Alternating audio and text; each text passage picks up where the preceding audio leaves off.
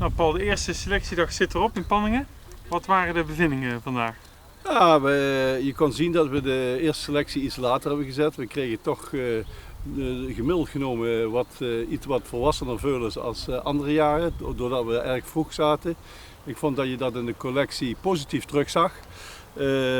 Ik moet eerlijk zeggen, er was een diversiteit van jonge hengsten en oude en bewezen hengsten. We blijven toch naar die bewezen hengsten kritisch kijken. We willen daar toch de goede modellen van hebben.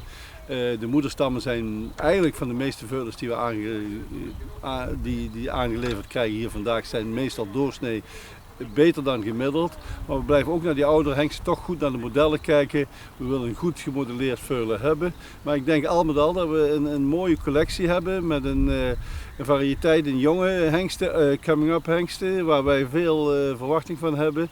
Een mooi veulen van Canan uit een haardbrekermoeder. Een mooi veulen van Cardento. En dat zegt iets, de diversiteit van de hengstaal die we hier vandaag hebben gehad. Ook mooi om te weten, allemaal Limburgs gefokte veulens. We staan voor de regio, probeer dat ook uit te stralen. En het is dan toch ook weer mooi te zien dat we die kwaliteit veulens binnen onze eigen regio hebben.